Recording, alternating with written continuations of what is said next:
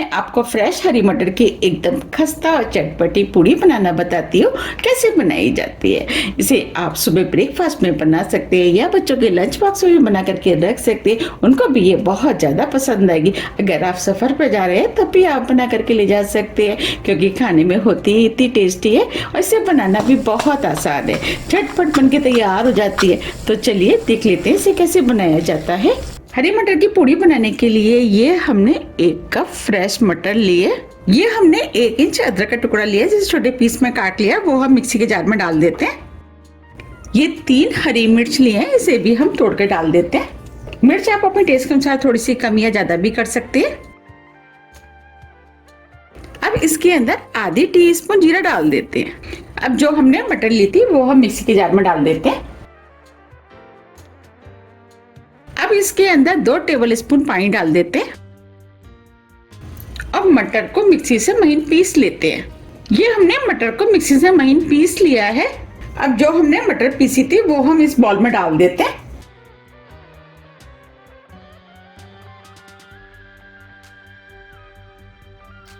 अब इन पूड़ियों को टेस्टी और खस्ता और करारी बनाने के लिए ये हमने सूजी लिए और सूजी में से 2 टेबल स्पून सूजी हम इसमें डाल देते हैं।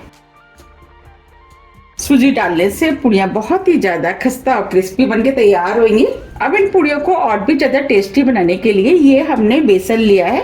बेसन को भी हम 2 टेबल स्पून डालेंगे। इससे पूड़ियों का टेस्ट कई गुना बढ़ जाएगा।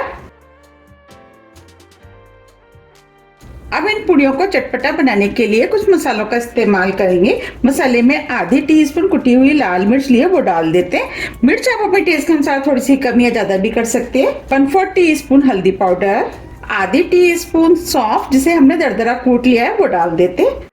1/4 टीस्पून गरम मसाला, आधी टीस्पून अजवाइन। अजवाइन को हाथ से क्रश करके डालेंगे जिससे खुशबू अच्छी आएगी।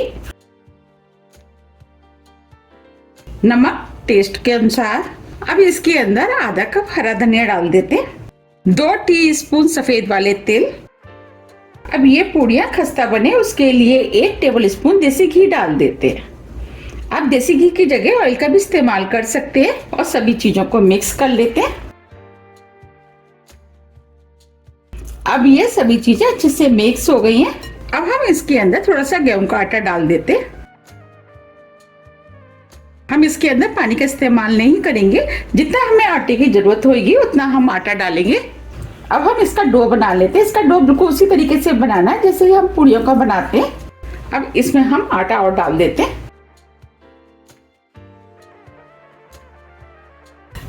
ये हमने डो बना लिया है। ये डो ना ही ज्यादा सख्त है और ना ही ज्यादा लूज। अब हम डो को थोड़ा सा और चिकना कर लेते हैं, तो हम इसके ऊपर थोड़ा सा घी डाल देते हैं और डो को इस तरीके से चिकना कर लेते हैं। अब ये डो भी चिकना हो गया है।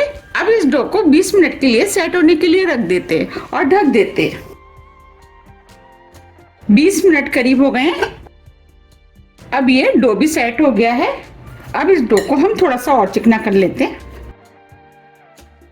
अब ये डो चिकना हो गया है। अब इस डो में से हम छोटी छोटी लोइयां तोड़ लेते हैं। हम इस तरीके से छोटे नींबू के बराबर की लोइयां तोड़ लेंगे। पूड़ियाँ आप अपने टेस्ट के अनुसार थोड़ी सी छोटी या बड़ी भी बना सकते हैं।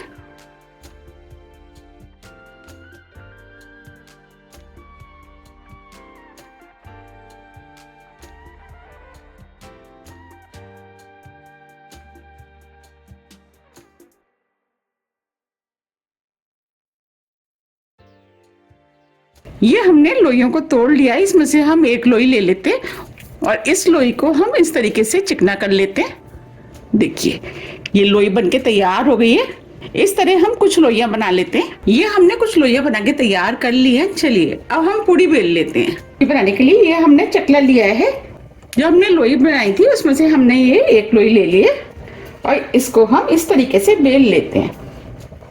हम इन पूड़ियों को थोड़ा सा मोटा ही बनाएंगे, क्योंकि ये पूड़ियाँ थोड़ी सी मोटी ही बनाई जाती हैं।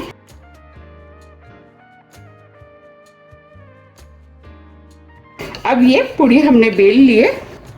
अब मैं आपको पास से भी दिखा देती हूँ। देखिए हमें इस टाइप की बिली हुई पूड़ी चाहिए। देखिए हमें इतनी मोटी पूड़ी बेलनी है।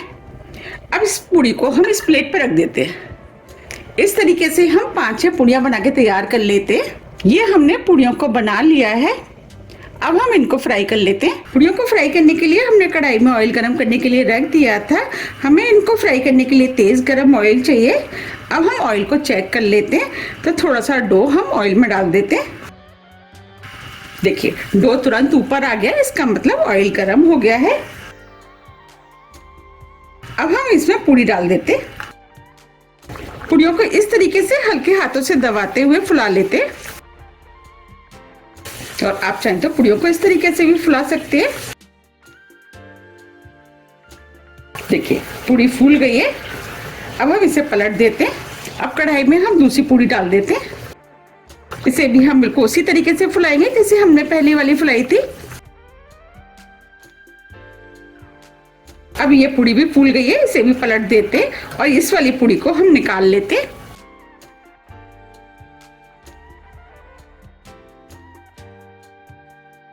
अब ये पूड़ी भी दोनों तरफ से सिक गई है। अब इसे भी निकाल लेते हैं।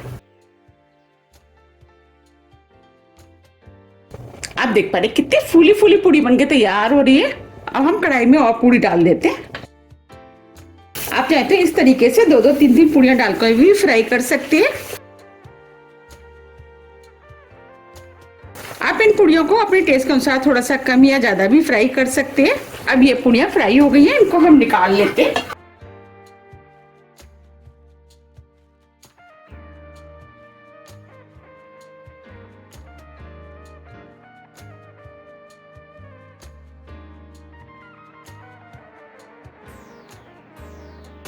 देखिए कितनी बढ़िया पूड़ियाँ फ्राई हुई हैं। इस तरीके से हम सभी पूड़ियों को फ्राई कर लेंगे।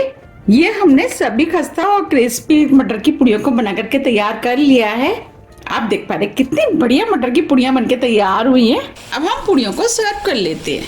आप देख पा रहे कितनी बढ़िया खस्ता और चटपटी मटर की पूड़ियाँ बनके तैयार हुई हैं। ये पूड़ियाँ खाने में बहुत ही ज़्यादा टेस्टी लगती है। आप भी इनको एक बार ज़रूर ट्राई कीजिएगा, आपको भी ये बहुत ज़्यादा पसंद आएंगी।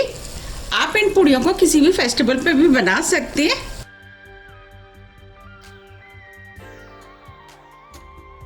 अब मैं आपको तोड़ के भी दिखा देती हूँ। हम इसमें से एक पूड़ी ले लेते हैं। देखिए बनी है ना कितनी बढ़िया। अब मैं आपको दिखा भी देती हूँ कितनी क्रिस्पी और खस्ता बनी है।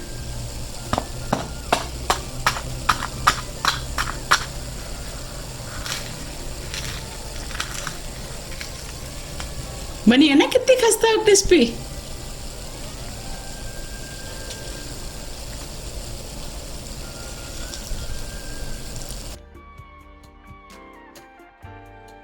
मैंने पूड़ियों के साथ बूंदी का रायता और टमाटर की खट्टी मीठी चटनी बनाई है। इसके साथ तो ये खाने में बहुत ही ज़्यादा टेस्टी लगती हैं। मैंने अपने चैनल पे काफ़ी तरह की पूड़ियाँ, रायता और चटनियों की रेसिपियाँ डाली हुई हैं। उन्हें काफ़ी पसंद भी किया गया है। आप चाहें तो मेरे चैनल पर जाकर के उन सभी रेसिपियों को देख भी सकते हैं। अगर आपको मेरी रेसिपी थोड़ी भी पसंद आती है तो रेसिपी को लाइक कीजिए, चैनल को सब्सक्राइब कीजिए और ज़्यादा से ज़्यादा शेयर कीजिए। अब हम फिर मिलते हैं इसी तरह की टेस्टी रेसिपी के साथ। जब तक के लिए नमस्कार।